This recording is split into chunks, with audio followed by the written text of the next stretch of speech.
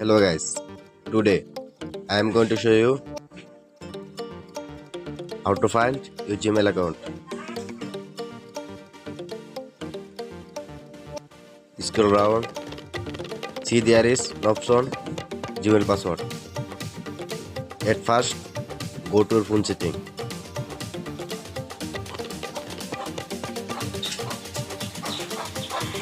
and scroll down.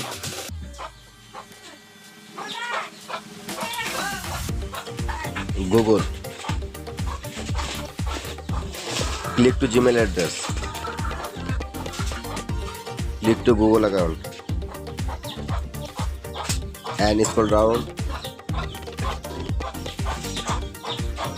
Password manager. Click to Google.